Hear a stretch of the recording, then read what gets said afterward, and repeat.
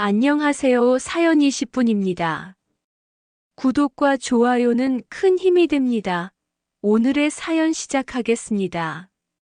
저는 대구에 사는 65세 김준필입니다. 제가 오늘 이 이야기를 하는 이유는 저와 같은 노년의 선택을 고민하는 분들에게 조금이라도 도움이 되고 싶어서입니다. 그리고 솔직히 말씀드리면 제 고민을 누군가에게 털어놓고 여러분의 조언을 듣고 싶어서이기도 합니다. 제 이야기는 2년 전 등산 동호회에서 시작됩니다. 20년 전 아내와 사별하고 혼자 살아오던 제게 새로운 인연이 찾아왔습니다. 하지만 지금 저는 그 선택이 옳았는지 매일 밤 고민합니다. 사람은 혼자 살 수 없다. 혼자인 것보다 둘이 낫다. 저도 그렇게 믿었습니다. 20년간 혼자 살면서 느꼈던 외로움은 나이가 들수록 더 깊어졌습니다. 텔레비전 소리를 키워도 라디오를 틀어놓아도 채워지지 않는 그 빈자리가 있었습니다. 그러던 어느 날 아파트 입구에서 등산 동호회 모집 공고를 보게 되었습니다. 반신반의하는 마음으로 등록했습니다. 사실 산에 오른 적은 거의 없었습니다. 첫 모임날 한 여성분이 다가왔습니다. 처음 오셨나 보네요. 저는 최선주라고 해요. 여기서 총무를 맡고 있어요. 활기차고 밝은 목소리였습니다. 그녀는 60세였지만 50대로 보이는 건강한 모습이었습니다. 네, 김준필이라고 합니다. 오늘 처음 왔어요. 사실 등산은 처음이라. 걱정 마세요. 오늘은 초보자 코스요. 제가 옆에서 도와드릴게요. 그렇게 저는 초보자 코스를 함께 오르기 시작했습니다. 선주 씨는 제가 힘들어할 때마다 잠시 쉬어가자고 먼저 제안했고 간식도 나눠주었습니다. 힘드시죠? 여기 물 한 모금 드세요. 정상에 도착해서 선주 씨는 도시락을 꺼냈습니다. 같이 드실래요? 제가 좀 많이 싸웠거든요. 저는 간단히 과일만 가져왔었는데 그녀는 푸짐한 김밥 한 줄을 건네주었습니다. 오랜만에 누군가가 직접 만든 음식을 먹으니 가슴이 따뜻해졌습니다. 그날 이후로 저는 매주 동호회 모임에 빠지지 않고 참석했습니다. 점점 선주 씨를 만나는 것이 기대되었습니다. 그녀의 밝은 웃음과 따뜻한 배려가 제 일상의 활력을 불어넣었습니다. 3개월쯤 지났을 때 저희는 동호회 모임 외에도 따로 만나기 시작했습니다. 그렇게 우리의 관계는 조금씩 깊어졌습니다. 선주 씨는 항상 저보다 한 발 앞서 다가왔고 저는 그런 그녀의 적극성이 고마웠습니다. 6개월쯤 지났을 때 비 오는 날에 선주 씨가 제 아파트로 찾아왔습니다. 준필 씨, 오늘 동호회 모임 취소됐어요. 제가 칼국수 만들어 왔어요. 같이 먹어요. 비 오는 날 그녀가 해준 따뜻한 칼국수는 정말 맛있었습니다. 우리는 창문 밖으로 내리는 빗소리를 들으며 오랜 시간 이야기를 나눴습니다. 준필 씨는 혼자 산 지 얼마나 됐어요? 20년 정도 됐네요. 아내가 암으로 떠난 후로 혼자지요. 저도 10년 됐어요. 남편이 갑자기 심장마비로. 서로의 이야기를 들으며 공감대를 형성했습니다. 혼자 살아온 세월의 외로움, 그 공허함을 우리는 서로 이해할 수 있었습니다.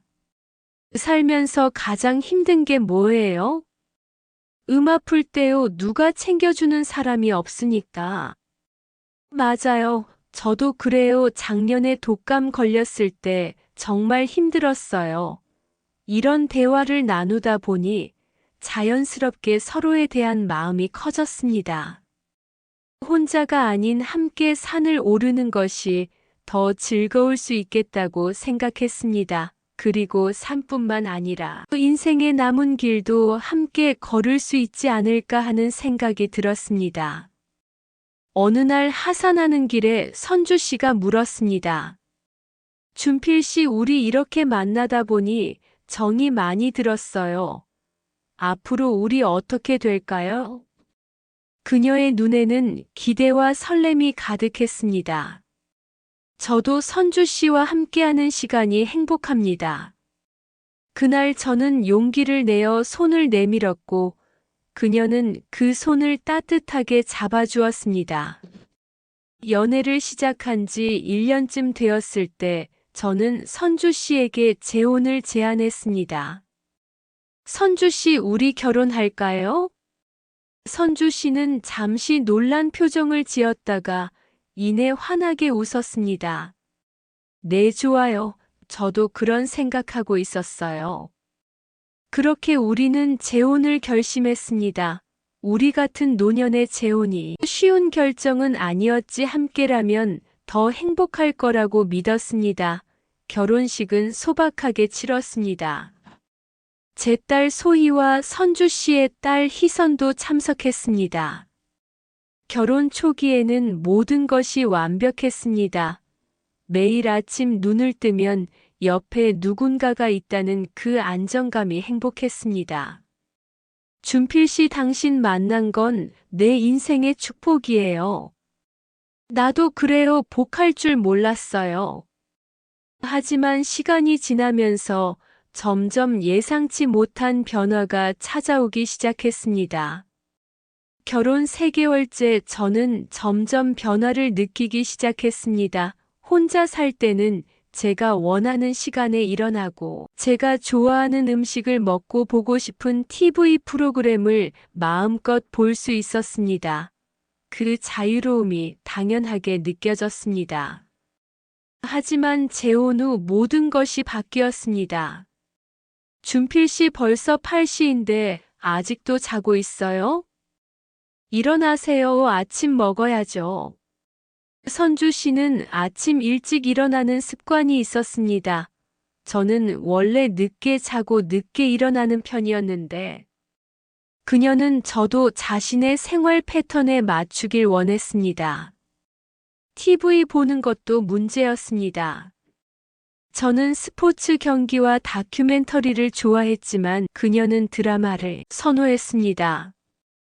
오늘 축구 중계가 있는데 좀 봐도 될까요?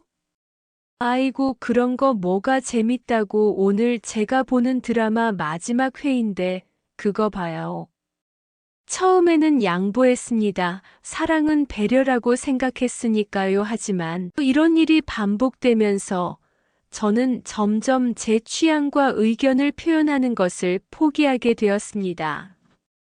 가장 큰 문제는 돈 문제였습니다. 우리는 결혼 전에 재산 관리에 대해 명확하게 이야기하지 않았습니다. 그저 각자의 연금으로 각자를 부양하고 생활비는 함께 부담하자라는 정도였습니다. 이것이 나중에 큰 갈등으로 이어졌습니다. 준필 씨, 이번 달 카드값이 왜 이렇게 많이 나왔어요?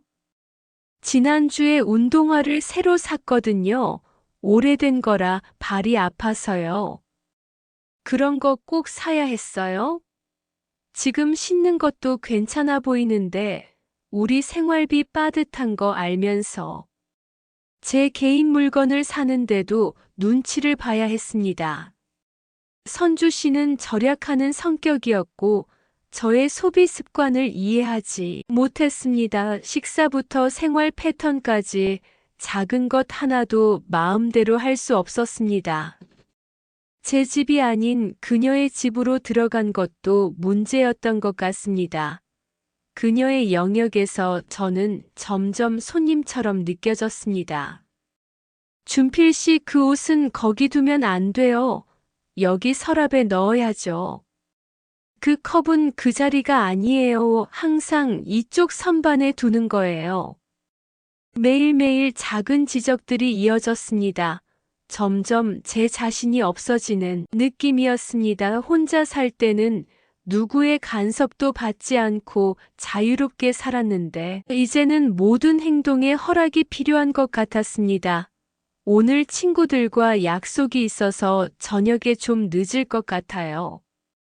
어디로 가는데요? 누구랑 만나는데요?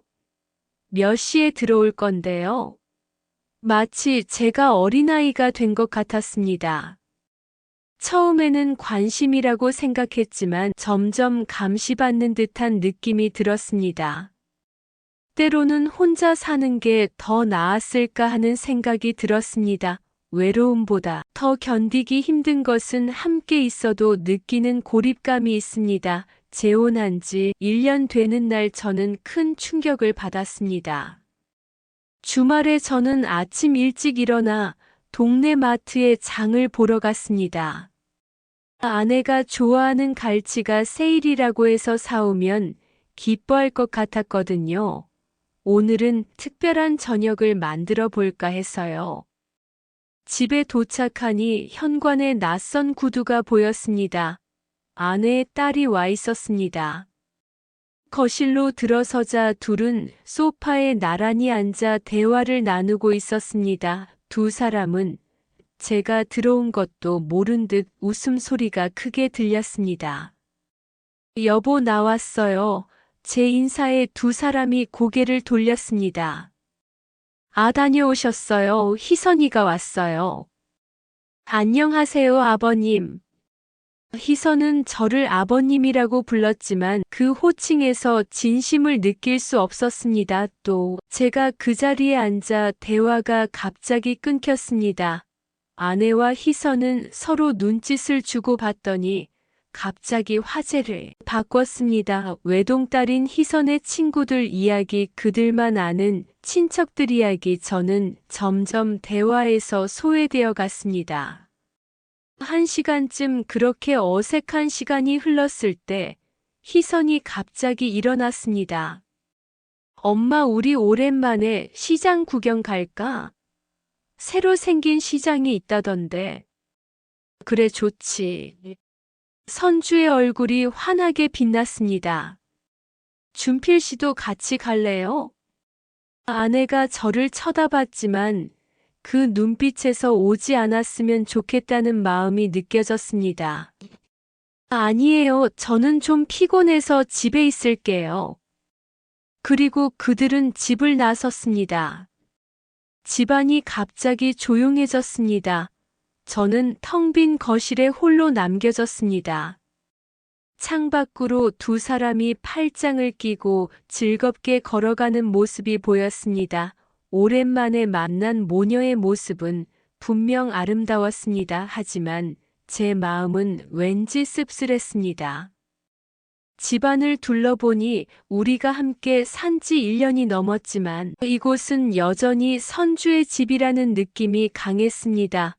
벽에 걸린 사진들은 모두 선주와 딸의 모습이었고 모든 것이 선주의 취향이었습니다. 제 물건들은 대부분 작은 방 한 구석에 놓여 있었습니다. 마치 손님 같았죠. 오후 5시쯤 배가 고파지기 시작했습니다.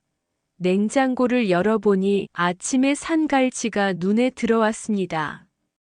혼자 밥을 먹으니 묘한 기분이 들었습니다. 아내와 재혼하기 전 혼자 살 때의 기억이 떠올랐습니다. 그때는 외로웠지만 적어도 내 집에서 내 마음대로 할 수 있었습니다. 저녁쯤 모녀가 돌아왔습니다. 두 사람의 웃음소리가 집안에 가득 찼습니다. 이거 보세요. 아버님, 엄마랑 같이 입으려고 티셔츠 샀어요. 쇼핑백에서 두 벌의 티셔츠를 꺼냈습니다. 모녀가 함께 입을 티셔츠 있습니다. 그리고 이건 아버님 거예요.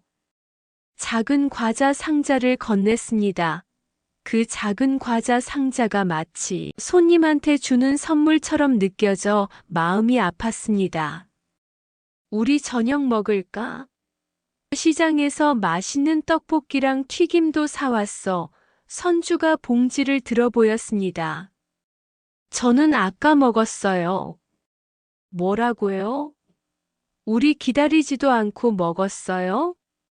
선주의 표정이 굳었습니다. 배가 고파서요. 아니, 저녁은 함께 먹는 게 예의 아니에요? 선주의 목소리가 높아졌습니다. 집안 분위기가 완전히 냉랭해졌지요. 침대에 누워 생각했습니다. 나는 과연 이 집의 가족인가?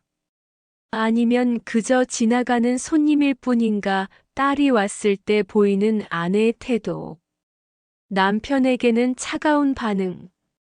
딸에게는 따뜻한 음식과 환대. 그리고 부엌에서 혼자 찬밥을 먹는 씁쓸한 순간들이 모든 것이 제게는 큰 충격이었습니다. 나는 이 집의 가장이 아니라 손님이었다. 재혼한 지 1년 6개월쯤 되었을 때 저는 두 번째 큰 충격을 맞이했습니다. 결혼할 때 저희는 각자의 연금은 각자 관리하기로 했습니다. 그중 일부는 제 딸 소희에게 보내고 있었습니다. 딸은 7년 전 이혼 후 초등학생 아들을 혼자 키우며 경제적으로 어려움을 겪고 있었습니다. 그래서 저는 매달 30만 원씩 생활비를 보태주고 있었습니다. 그날은 평범한 저녁이었습니다. 저는 컴퓨터로 은행 업무를 보고 있었고 선주 씨는 TV를 보고 있었습니다. 소희에게 보낼 30만 원을 계좌 이체하는 순간 선주 씨가 갑자기 제 뒤에 서 있는 것을 느꼈습니다. 뭐 하세요? 그냥 은행 업무 좀 보고 있어요. 30만 원을 누구한테 보내는 거예요? 소희에게 매달 조금씩 보내주고 있어요. 혼자 아이 키우느라 힘들어서. 그 순간 선주 씨의 표정이 돌변했습니다. 평소에 보지 못한 차가운 눈빛이었습니다. 식탁에 앉아 저녁을 먹기 시작했을 때 갑자기 차가운 표정으로 물었습니다. 나는 고기 한 번 못 사 먹는데 당신 딸은 우리가 번 돈으로 편하게 산다고요. 저는 순간 할 말을 잃었습니다. 고기 한 번 못 사 먹는다는 말이 과장으로 들렸습니다. 사실 저희는 고기도 자주 먹고 외식도 종종 그건 제 연금에서 나가는 거예요. 우리 결혼할 때 각자 연금은 각자 관리하기로 했잖아요. 연금이 어디서 나오든 우리 가정 돈이잖아요. 당신이 번 돈이 가족을 위해 쓰여야지 다른 데로 새 나가면 어떡해요?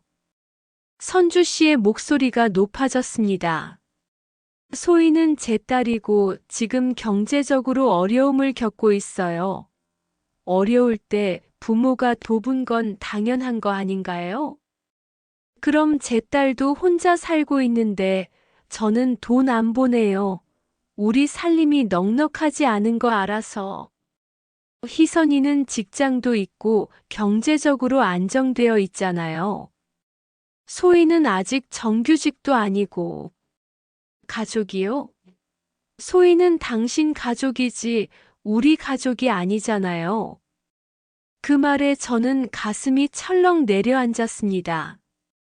제 딸이 선주에게 가족으로 인정되지 않는다는 사실이 너무 마음 아팠지요. 그럼 희선이는 저한테 가족인가요? 그건 다르죠. 소라는 당신한테 잘 대해주잖아요. 아버님이라고 부르고. 아버님이라고 부른다고 가족이 되나요? 진심으로 저를 가족으로 생각하는지는 모르겠어요. 당신 그렇게 소희 생각하면 차라리 소희랑 살지 그래요. 왜 저랑 사나요? 순간 저는 말문이 막혔습니다. 이런 극단적인 말이 나올 줄은 몰랐습니다. 결국 그날 밤 우리는 서로 등을 돌린 채 잠이 들었습니다.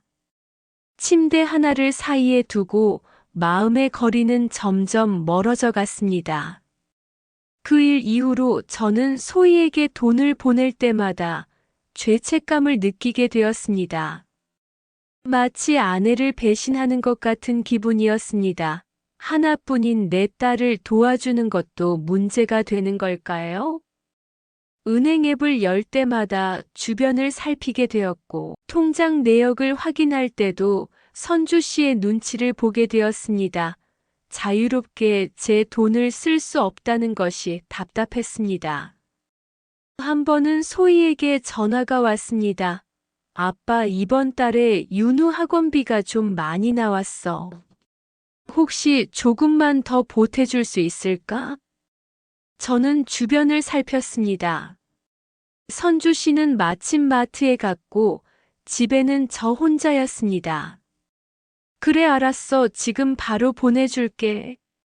전화를 끊고 추가로 10만 원을 보내고 이체 내역을 삭제했습니다. 제가 이렇게까지 해야 하나 싶었습니다. 제 딸을 돕는 일인데 왜 이렇게 숨어서 해야 하는지. 몇 주 후 선주 씨가 은행 내역서를 들고 제게 다가왔습니다.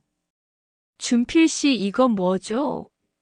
저 몰래 은주한테 10만 원 더 보냈네요.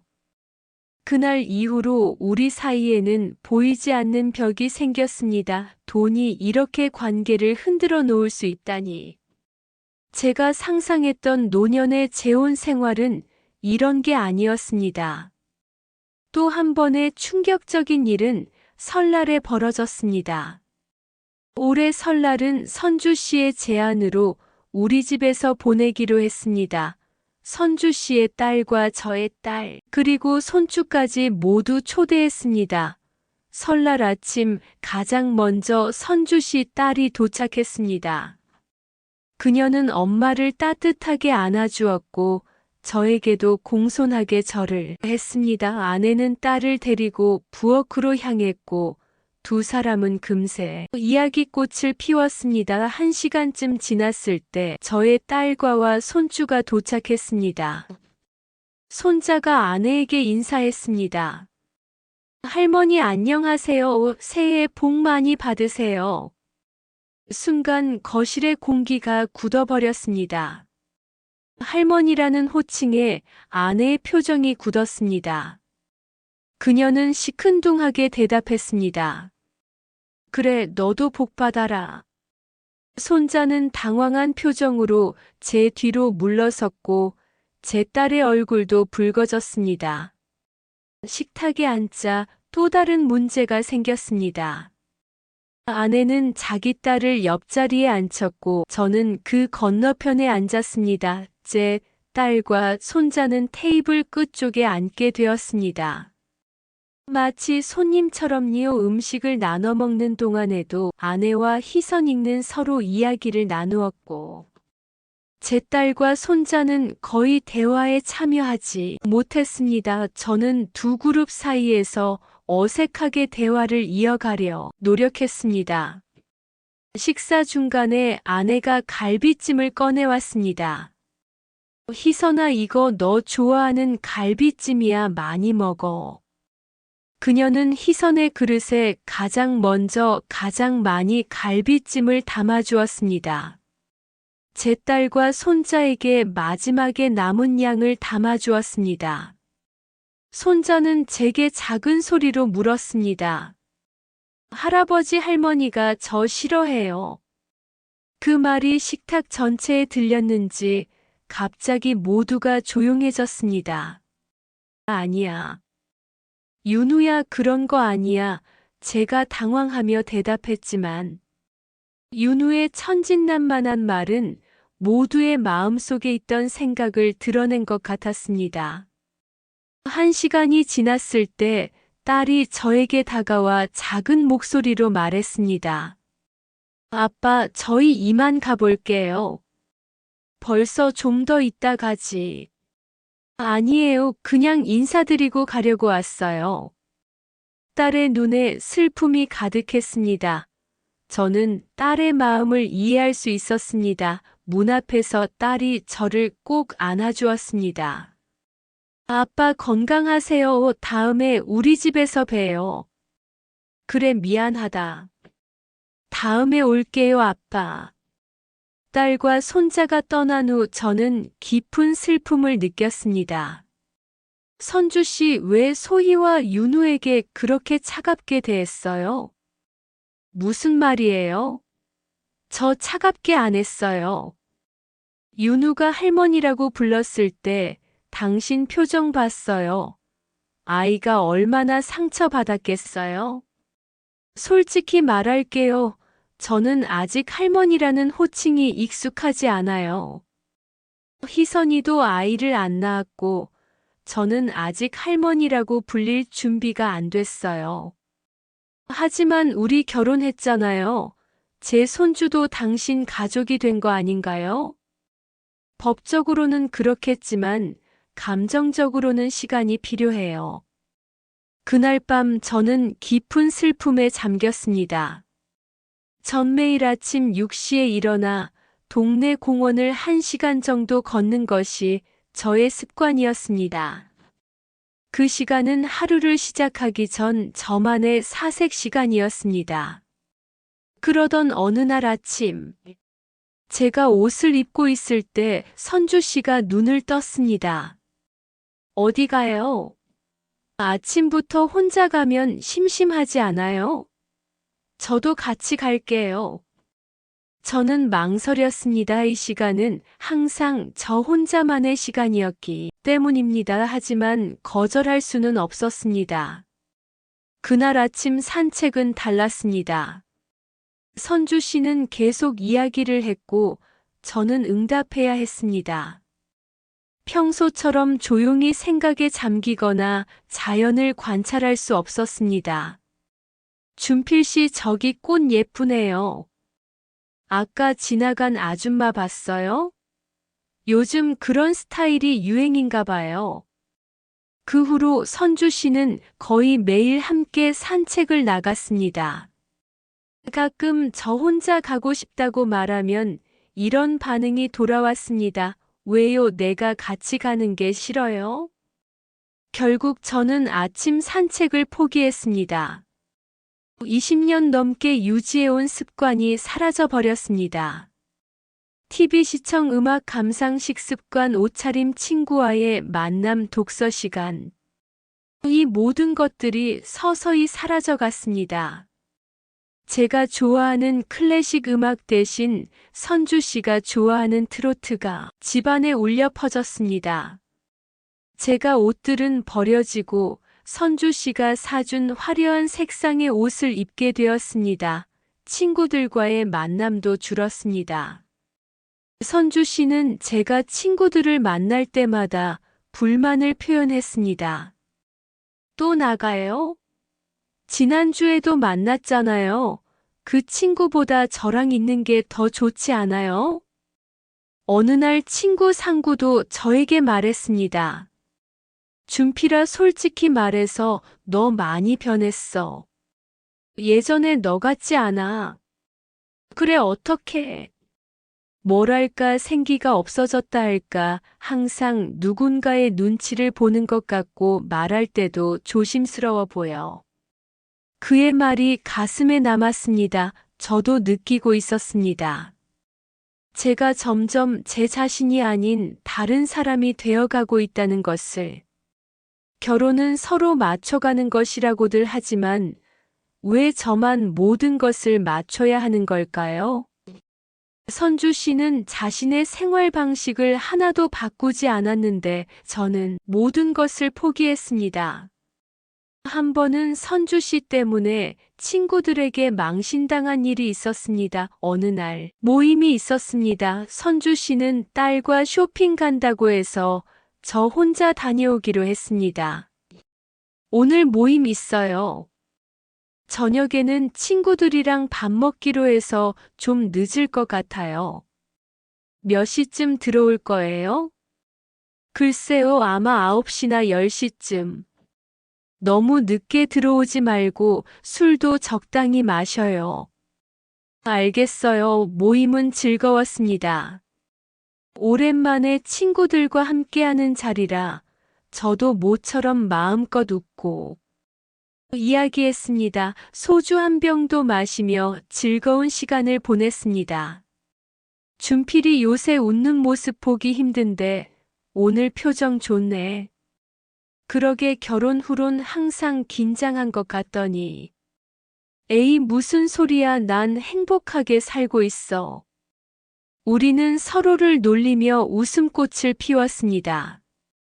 마음 편히 이야기하고 농담도 주고받고 아무 눈치 볼 필요 없이 자유롭게 대화하던 그때였습니다. 갑자기 고깃집 입구에서 익숙한 목소리가 들렸습니다. 준필 씨. 고개를 돌리자 선주 씨가 서 있었습니다. 그녀의 표정은 분노로 일그러져 있었습니다. 딸도 함께 있었습니다. 당신은 나 몰래 이런 데서 밥 먹고 있었구나. 선주 씨의 목소리가 고깃집 전체에 울려 퍼졌습니다. 다른 손님들까지 우리 쪽을 쳐다보기 시작했습니다. 무슨 말이에요? 아까 말했잖아요. 모임 후에 식사 있다고. 식사라고요? 고기 먹으면서 신나게 놀고 있는 거구만. 선주 씨 진정해요. 여기서 이러지 말고 집에 가서 이야기해요. 뭘 집에 가서 해요? 지금 이야기하자고요. 당신 술도 마셨네. 내가 술 적당히 마시라고 했잖아요. 테이블에 있던 모든 사람들이 불편한 표정을 지었습니다. 저는 점점 얼굴이 뜨거워지는 것을 느꼈습니다. 나는 집에서 혼자 밥 먹었는데 당신은 이렇게 신나게 먹고 놀고 있었네요. 친구들 앞에서 이런 말을 듣자 제 체면이 완전히 구겨졌습니다. 당신이 집에 있을 때는 항상 무표정이고 말도 없으면서 친구들하고 있을 때는 저렇게 활짝 웃고 나한테는 그런 모습 한 번도 안 보여줬잖아요. 선주 씨와 딸이 떠난 후 저는 그 자리에 얼어붙은 채 서 있었습니다. 친구 하나가 제 어깨를 두드렸습니다. 많이 힘들었구나. 친구들 앞에서 망신을 당한 후 다시 그 자리에 앉을 자신이 없었습니다. 미안하지만 난 그냥 집에 갈게. 그날 이후로 저는 친구들을 만날 때마다 극도로 조심하게 되었습니다. 친구들과의 만남은 점점 줄어들었고, 저는 더욱 고립되어 갔습니다.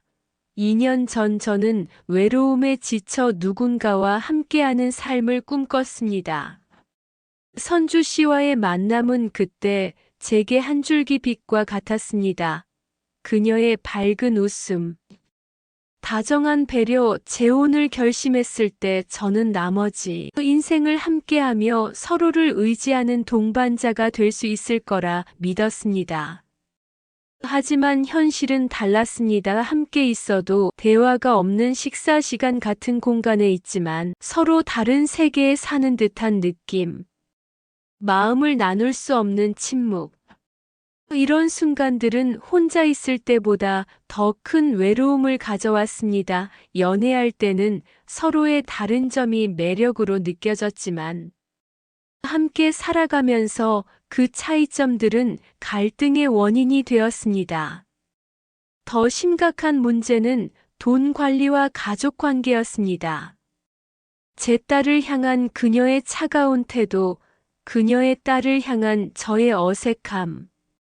이런 것들은 쉽게 해결할 수 있는 문제가 아니었습니다. 혼자 사는 것의 두려움보다 더 무서운 것은 자신을 잃어가는 두려움이었지요. 그것은 단순한 외로움보다 더 견디기 힘든 고통이었습니다. 노년의 재혼, 그 선택은 옳았을까? 제 경험만으로 일반화할 수는 없지만 적어도 저에게는 많은 어려움을 가져다 주었습니다. 하지만 모든 노년의 재혼이 실패하는 것은 아닙니다. 성공적인 사례도 분명 존재합니다. 제가 생각한 노년 재혼의 성공 조건은 다음과 같습니다. 첫째, 충분한 시간을 두고 서로를 알아가야 합니다. 둘째, 각자의 독립성과 공간을 존중해야 합니다. 셋째, 자녀 문제와 재정 문제에 대해 명확한 합의가 필요합니다. 넷째, 무엇보다 중요한 것은 솔직한 소통입니다. 지금 저는 인생의 중요한 갈림길에 서 있습니다. 이대로 계속 살아갈 것인지 아니면 변화를 선택할 것인지 결정을 내려야 할 시간이 왔습니다. 여러분이라면 어떻게 하시겠습니까? 저에게는 몇 가지 선택지가 있습니다. 첫째, 계속해서 지금처럼 살아가는 것입니다. 둘째, 적극적으로 관계 개선을 위해 노력하는 것입니다. 부부 상담을 받거나 솔직한 대화를 통해 서로의 불만과 기대를 나누고 함께 해결책을 찾아보는 것입니다. 셋째, 헤어지는 것입니다. 서로에게 상처만 주는 관계라면 때로는 떠나는 것이 더 나을 수도 있습니다. 계속 참고 사는 것이 맞을까요? 아니면 내가 원하는 삶을 찾아 떠나야 할까요? 이제 여러분의 의견을 듣고 싶습니다. 댓글로 남겨주세요. 다음 이야기에서 다시 만나 뵙겠습니다. 행복한 노후 보내시길 바랍니다.